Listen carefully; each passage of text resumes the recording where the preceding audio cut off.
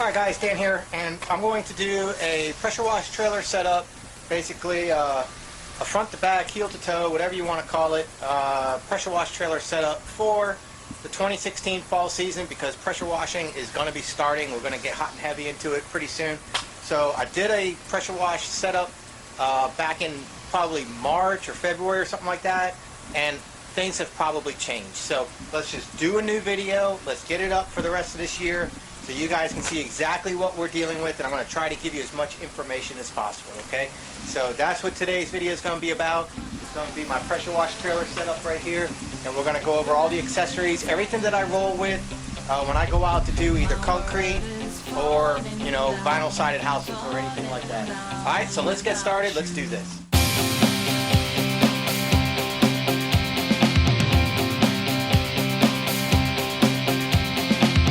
Alright, so the first thing that we got is the actual pressure washer itself. What we have, this is a Honda motor. I bought this used.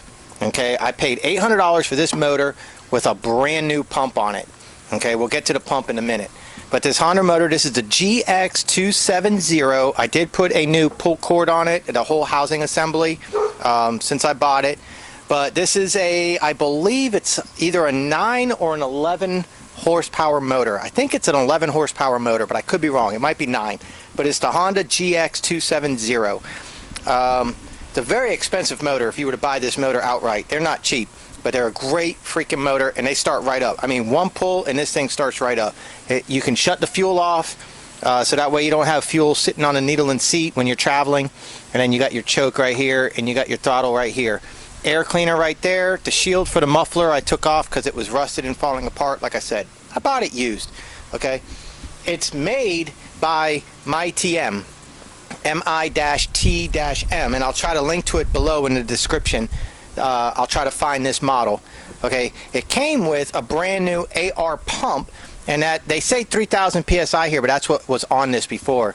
This is now 3,600 psi pump at 4 gallons per minute. And everybody knows that watches my videos how important the gallons per minute is compared to the PSI. The more gallons per minute, the more dirt you move. Period. Plain and simple. Much faster pressure washing. I always recommend to anybody that's trying to go business-wise with a pressure washer, 4 gallons per minute is the minimum that you want. Safe to work it off of a garden hose and a spigot. You're not going to cavitate the pump.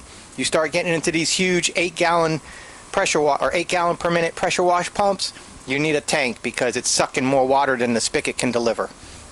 Alright, so that's the motor, and that is the pump. It came with the wheels and the stand and everything to roll it around. I took it off. I made my own little skid mounts with a couple of 2-inch angle iron, drilled it, mounted it, done deal. Got it on a wood pallet, and I could take this pallet and I could pick this whole pallet up and throw it into the bed of my truck. That's your pump and motor. It's the Honda GX270 4 gallon per minute AR pump, and there is your information. Made in the People's Republic of China. There you go. Okay, next we use what's called a downstream chemical injector. Now I just put up a video yesterday, and it talks about this downstream chemical injector being after the pump. So when it sucks in your bleach, it's not going through the pump. It's after the pump. So it then goes out to your pressure wash wand. Alright, so no chemicals go through my pressure washer. Please go back to yesterday's video where I talk about the proper setup for a downstream chemical injector, and that will explain any of your questions. So you got this shield, or this hose, I mean, that comes up, and it goes into the hole of this chemical tank. Now this chemical tank is a Greenwood spot sprayer tank. It's a 15-gallon tank, and it came with a little battery operated 12-volt motor, and you can walk around, you can spray stuff with it, put this on the back of an ATV or whatever.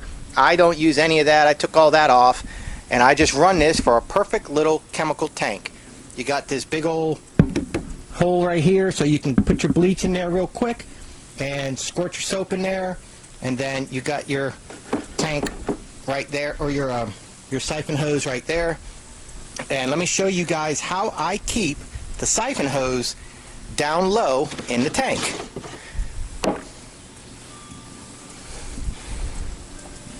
PVC pipe. See that? So I fished a hose through the PVC pipe, pull it back up here, and then connect it through. All right?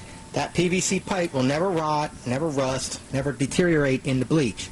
And that keeps, you see, that keeps it down low so that hose isn't floating up.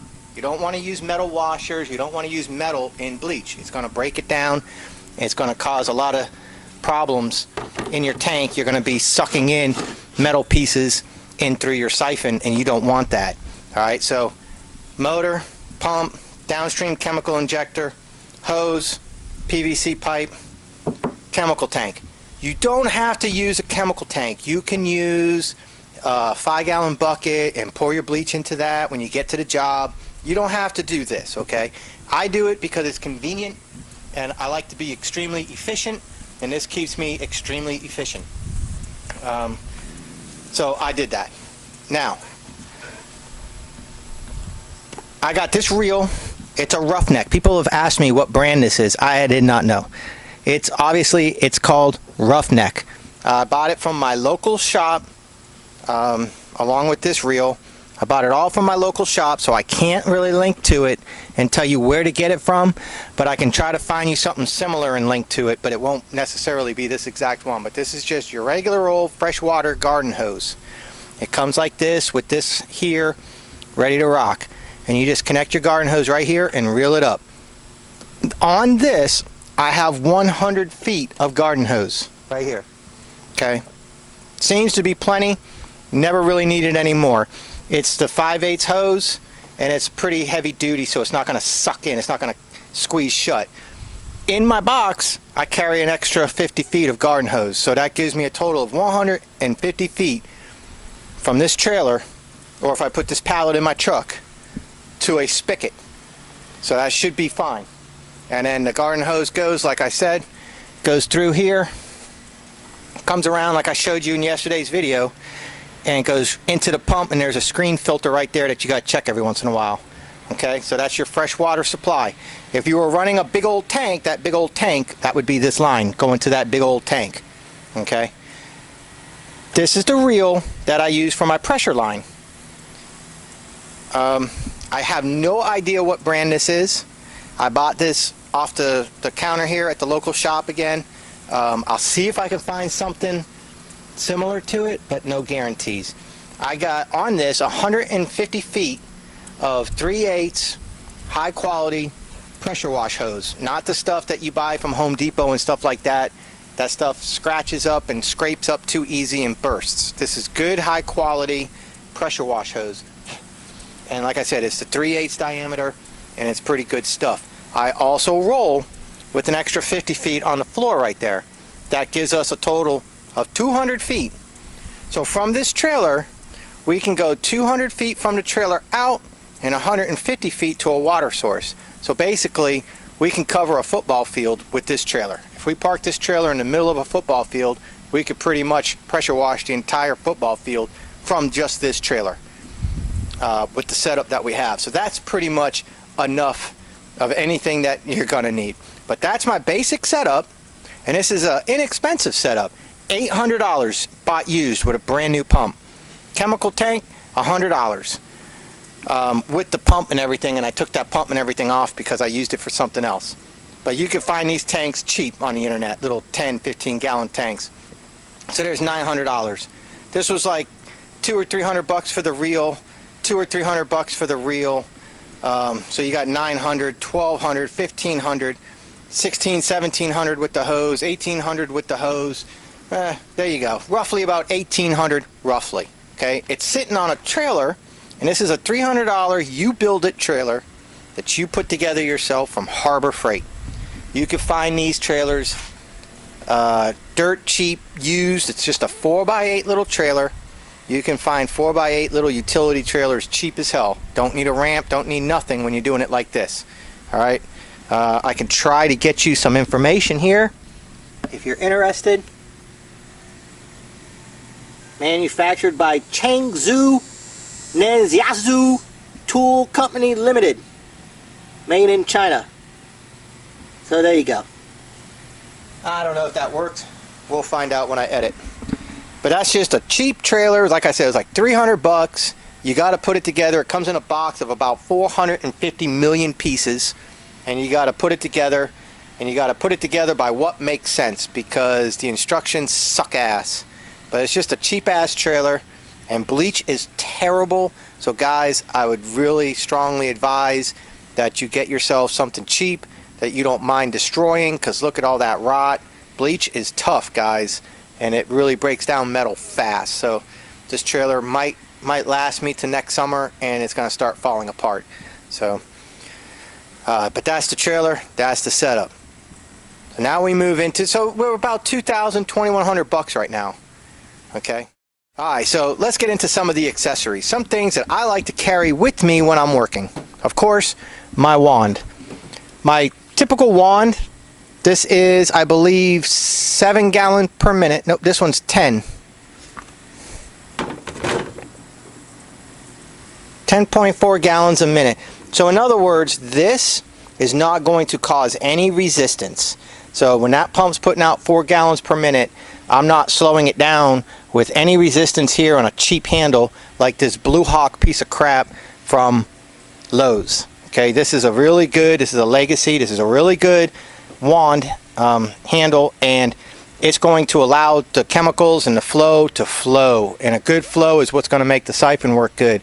10 gallon per minute. Okay, it has the shield for hot, but I don't use hot. I've never needed to use hot, and it's not my cup of tea. And if I need hot, I'll probably just refer it out to somebody who's set up for that sort of stuff. There's plenty of money with what I do for what I do. So that's the wand that I use. It's about 36 inches in length, and it has the pink tip in it still, and that's what I use, the pink tip and the black tip. And you guys have seen that plenty of times. Alright, there's my wand. I keep my tips just in this Tupperware with some spare seals. Okay, these are the big O-rings that go here into these fittings. And then I got a bag of the teeny O-rings that go into the end of your wands. That's pretty important. So yeah, I also run with that. Now this is called a second story saver or something like that. This is kind of like the pink tip that's in there now. So you put this in, and this helps you deliver soap instead of in a fan pattern and for low range. This is for height, but it's the same as the pink tip, but I got that there. I keep water boots with me for when I'm doing a lot of concrete jobs, because I don't like the water blowing back on me so much and soaking my feet and socks and everything when I still got more jobs to do. This is the Briggs & Stratton surface cleaner that I use. Been using it now for almost a year. Things, well, no, not a year. I've been using it for most of this year. This thing is awesome. I got a video on how to maintain it. You put your Allen wrench in here and break torque on this bolt. You pull this out, clean it, grease it, put it back together. This thing works great. It says not to exceed what this thing is. It does exceed it, or this does exceed this, but it's still working just fine. It cleans surfaces really fast. It's 15 inches. I got a link to it down below in the description, so look at pressure wash equipment that I use, and it links right to it on Amazon, where you can order this thing dirt cheap. Awesome. And then I got, like I said, I got videos in my pressure wash business playlist that tells you how to take that apart, clean it, grease it, put it back together, and I think it will last you forever. It's awesome. I use it all the time. I also have this thing called a surface edger. It's okay, but if you get good with this, you see how this is hanging over the edge here? You can get the edge of the surface right here without it really pulling out too much mulch. If you're trying to do the edge of concrete and stuff like that, like the edge of the concrete here, let me show you. And again, this is a setup video. This isn't necessarily a how-to. With the surface cleaner, you see how it hangs over here? So when you're doing concrete, if you're using the wand, you're going to be pulling mud out. This helps protect that. Okay, this helps keep the mud from getting pulled out because it's shielded. So that works out pretty good. When you use this edger, the edger thing does the same thing. This shield goes in the crack like this. So as you go along, that shield blocks the pressure washer from the water from beating up like mulch, rock, and stuff like that, and it won't throw that stuff all over the concrete. That's the purpose of this shield. But if you have a surface cleaner like this, and when you get good at it, you won't need that surface edger. So I would highly suggest you get this right away and start practicing with your surface cleaner.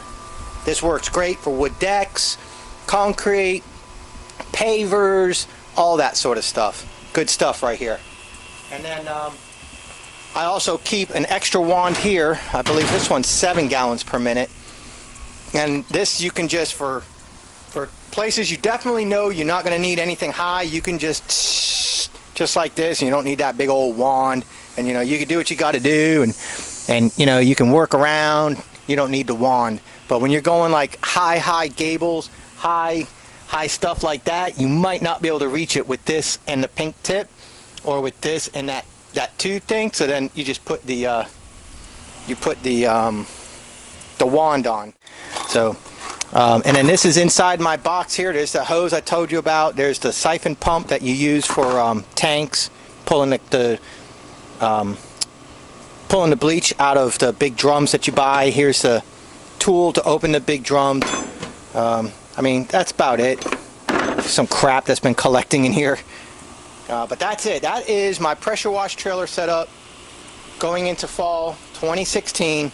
This is going to make me a few $1,000s a month, just on the lawn customers that I have, just getting their houses cleaned up. Just remember, I mean, 10 yards a month is $1,000 basically, or 10 houses a month is $1,000 basically. And you know, 3 or 4 months like that is awesome money. You're only looking at, you know, 40% of your lawn customers converting to pressure wash, and you make some money through winter. So that's the deal there. Total investment here about $2,500, and you are making money, guys. So that's the setup. If you got any questions, please ask down below, and I'll do some more video explanations. I know you guys love this pressure wash stuff. I know you guys are really into it, and so that's why I'm not afraid to put up a video like I just did 6 months ago. I'm sure there's some changes, but that's it. That's how we roll. Leave your comments below. Thanks, guys.